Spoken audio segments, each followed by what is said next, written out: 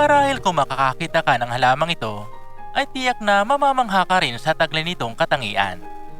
Marami ang nais na magkaroon ng halamang ito dahil sa kakaiba, exotic at mamahalin nitong itsura. Ngunit bakit nga balitaw ang ganda ng halamang ito sa iba pang kauri nito? Ano ba ang mga katotohanan ang dapat nating malaman bago mag-alaga ng halamang ito? Yan at iba pang kaalaman tungkol sa halamang Alocasia Black Velvet ang pag-uusapan natin sa video na ito.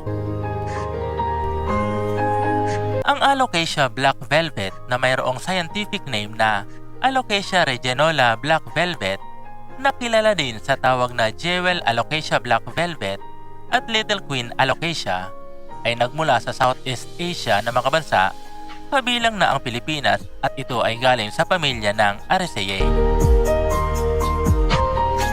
Kapansin-pansin ang napaka-elegante at exotic na mga dahon na hugis puso na nagtataglay ng dark green na kulay sa ibabaw at mapula-pula naman sa ilalim.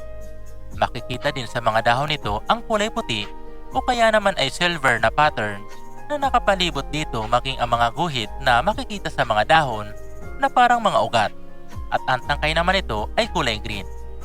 Umaabot sa 6 na inches ang laki ng dahon ng Black Velvet at 2 to 3 inches naman ang lapad nito. Ang uri ng Alocasia na ito ay hindi gaanong tumataas, bagkus ito ay mababa lamang ngunit madahon. Narito ang ilang dahilan bakit dapat na meron ka sa bahay ng Black Velvet Alocasia. Ito ay madaling alagaan. Ang Black Velvet Alocasia ay madaling alagaan kapag naunawaan mo kung anong uri ng kapaligiran ang kailangan nito upang mabuhay. Gustong-gusto ng halamang ito ang mataas na kahalumigmigan o high humidity, bahagyang tuyong lupa at maliwanag na hindi direktang sikat ng araw. Iwasan itong ilagay sa mga lugar na direktang masisikatan ng araw dahil magiging sanhi ito ng pagkasunog ng mga dahon nito. Itinuturing itong lucky plant. Ang Alocasia Black Velvet ang isa sa nagiging demanding ngayon na panloob na halaman dahil sa kakaiba nitong itsura at katangian. Bukod dito, pinaniniwalaan din na ito ay maswerteng halaman sa bahay na naglilinis ng hangin. Pinaniniwalaan pa ng ibang kultura na ang halaman na ito ay nag-a-attract ng magandang swerte at positibong vibes sa bahay. Itinuturing na rare Alocasia variety. Bagaman dumadami na at nagiging popular na ang uri ng Alocasia na ito pa din ay itinuturing na rare plants o bihirang uri ng Alocasia dahil sa bihira ka lamang nito makakita kumpara sa iba pang uri ng Alocasia na madalas nating makita sa mga hardin. Ang kapansin-pansing katangian ng Alocasia Black Velvet ay tiyak na makadaragdag ng mahiwagang ganda saan man ito ilagay na pwesto sa iyong bahay. Kaya naman, hindi nakapagtataka na tinawag itong Jewel Alocasia. Aesthetic.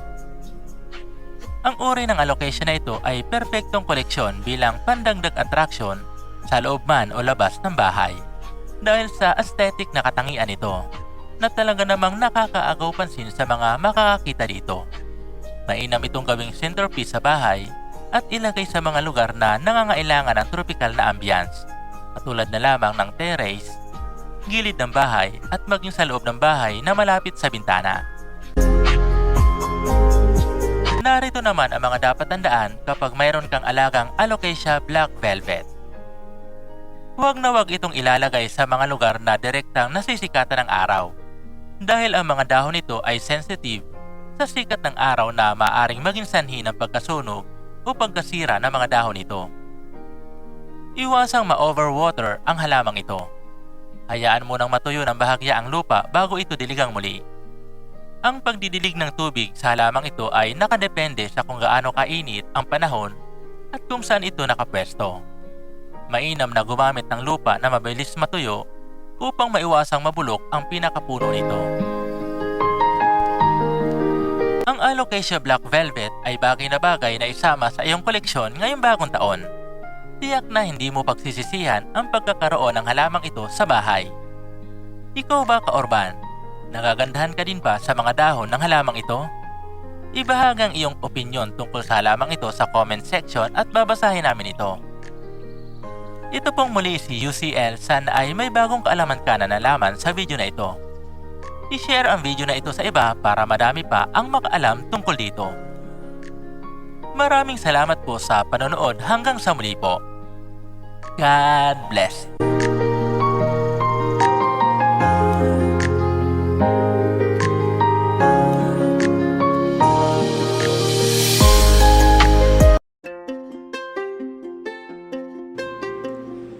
Meron ka rin ba ng halamang ito?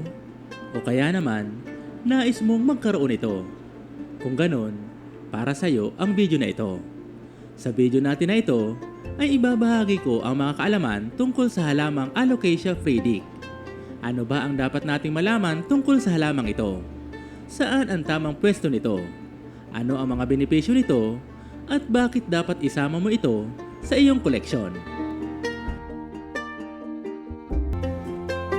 Ang Alocasia fredic, na kilala rin bilang Alocasia mitulitziana at tinatawag din na green velvet, ay isang uri ng halaman na karaniwang itinatanim bilang indoor ornamental plant.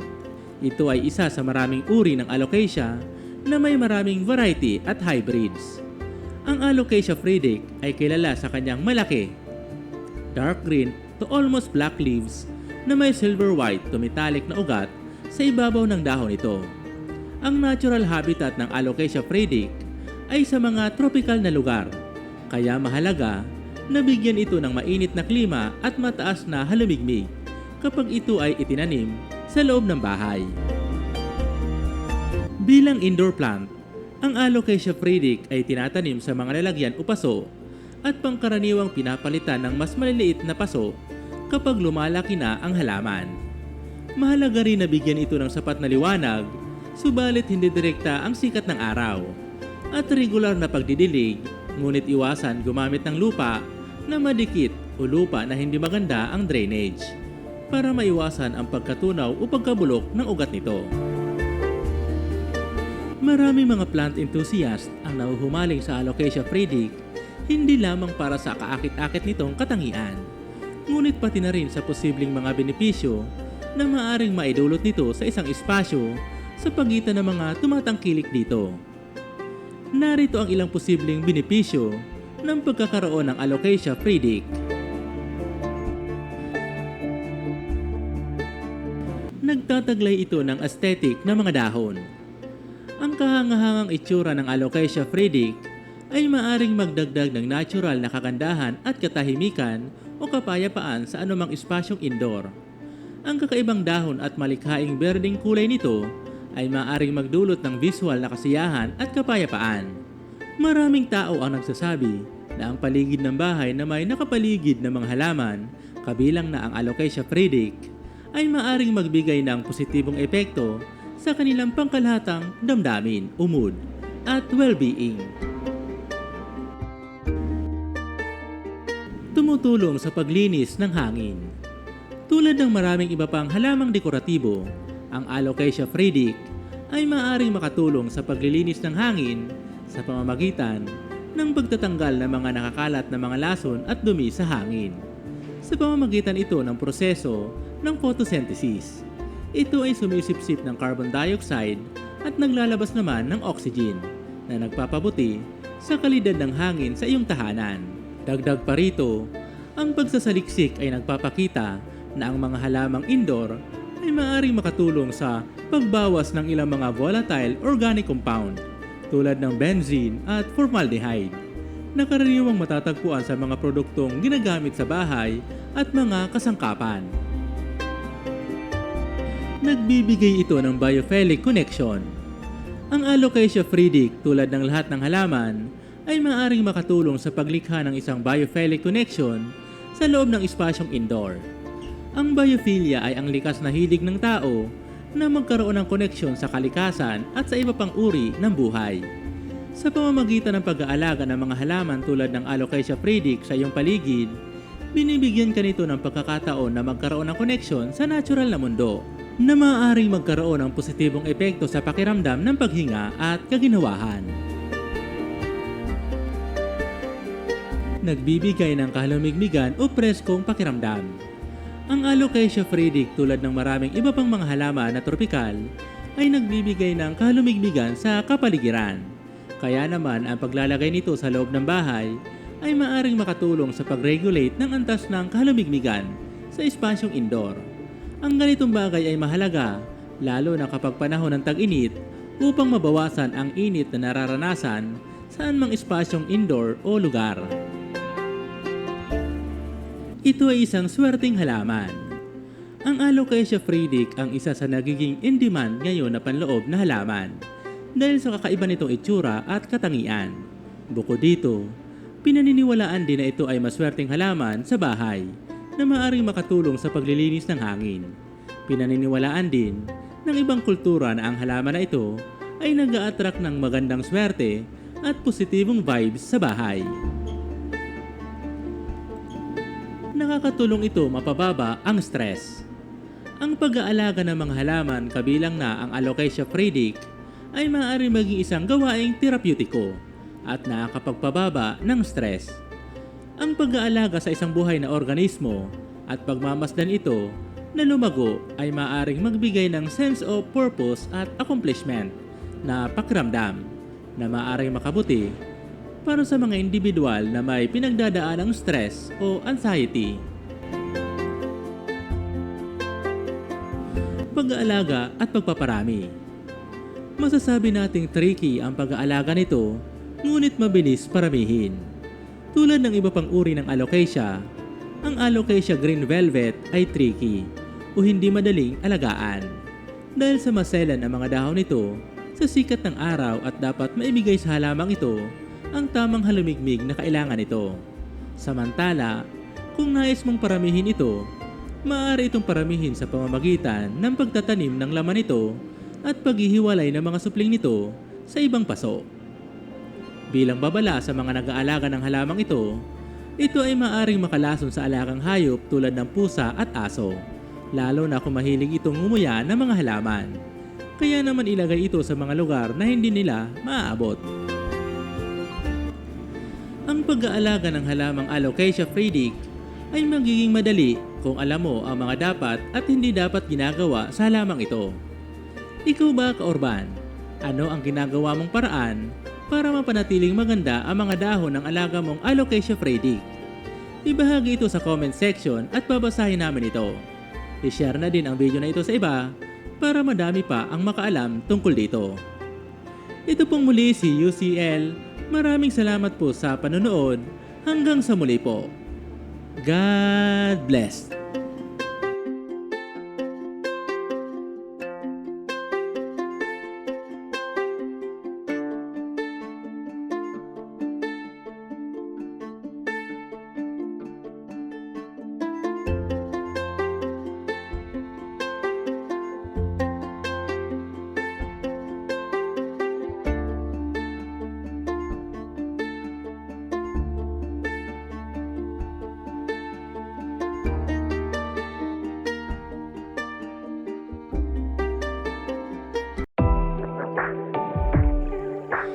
Isa ka din ba sa nabibighani at nagagandahan sa mga dahon ng Alocasia?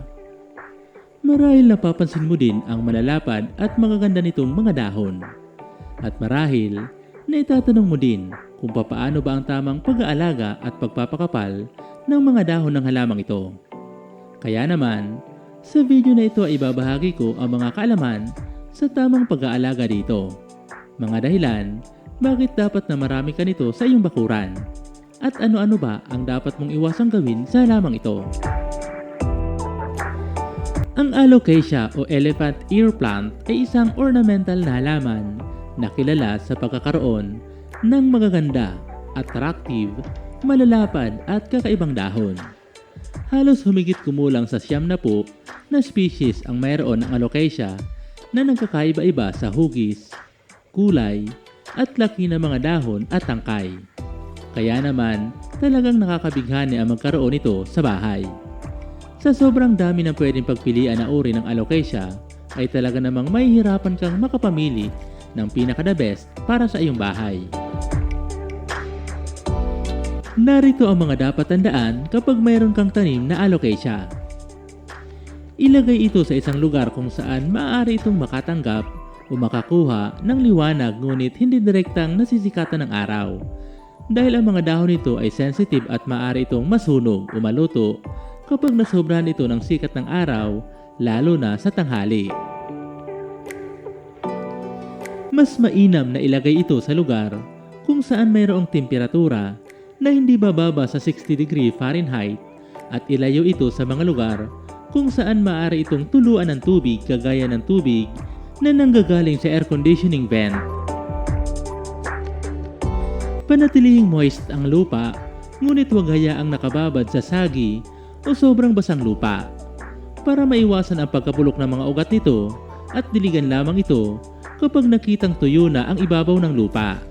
Samantala, maaari rin itong patubuin sa isang garapon na mayroong tubig. Upang mapanatili ang mahalumigmig na temperatura, maaari itong itabi sa iba pang mga halaman sa bahay. O kaya naman ay ilagay ito sa mga lugar na may mahalumigmig na temperatura kagaya ng bathroom o mga lugar na mayroong malapit na tubig. Upang magkaroon naman ng malalaking dahon ang alocasia, mahalaga na maibigay dito ang tamang lokasyon, tubig, sikat ng araw, temperatura, at tamang sustansya ng lupa, kasama na dito ang pagmamahal at pag-aalaga na pinakamahalaga upang mabilis itong lumaki. Ilan sa mga benepisyo ng pagkakaroon ng alocasia sa bahay ay nakapagbibigay ito ng kasiyahan sa bahay, lalo na sa mga taong mahilig sa halaman. Nakakatulong ang malalaki, malalapad at attractive nitong mga dahon upang mabawasan ang stress na nararanasan. Ayon sa pag-aaral, ang simpleng pakikipag-interact sa mga halaman ay mayroong malaking epekto para mawala ang stress, mapababa ang blood pressure at heart rate, at mapanatiling kalmado ang pakiramdam. Kung ilalagay naman ito sa kwarto, makakatulong ito upang ma-improve ang hangin sa loob ng kwarto dahil nag-absorb ito ng carbon dioxide at naglalabas naman ng mas maraming oxygen. Ayon sa pag-aaral, ang pagkaka-expose sa mataas na antas ng oxygen sa gabi ay maaaring magsulong para magkaroon ng mahimbing na tulog. Kaya naman, inire-rekomenda na magkaroon ng halaman na ito sa loob ng kwarto na mayroong mayabong na mga dahon, katulad na lamang ng alocasia. Maaaring paramihin ang alocasia sa pamamagitan ng paglilipat ng mga supling nito sa ibang paso at sa pamamagitan ng mga laman nito. Narito ang dapat iwasang gawin sa alocasia. Huwag na huwag itong ilalagay sa mga lugar na direktang nasisikatan ng araw dahil ang mga dahon nito ay sensitive sa sikat ng araw na maaaring maging sanhi ng pagkasunog o pagkasira ng mga dahon nito. Iwasang ma-overwater ang halamang ito. Hayaan mo nang matuyo ng bahagya ang lupa bago ito diligang muli. Ang pagdidilig ng tubig sa halamang ito ay nakadepende sa kung gaano kainit ang panahon at kung saan ito nakapwesto. Mainam na gumamit ng lupa na mabilis matuyo upang maiwasang mabulok ang pinakapuno nito. Bagaman ang alocasia ay isa sa mga napaka-attractive at kamanghamanghang halaman sa bahay, ngunit maaari itong makapinsala kung ito ay aksidenteng makain o malunok dahil naglalaman ito ng oxalate crystal na maaaring magdulot ng pananakit ng bibig, pagsusuka at pagtatae. Kaya naman, dapat itong ilagay sa lugar na hindi maaabot ng mga bata at mga alagang hayop katulad ng aso at pusa. Alin sa mga uri ng alocasia ang mayroon ka sa iyong bahay? At alin ang nais mong magkaroon? Ibahagi ang iyong sagot sa comment section at babasahin namin ito. Ito po muli si UCL. Sana ay may bagong kaalaman ka na nalaman sa video na ito. Maraming salamat po sa panonood. Hanggang sa muli po. God bless.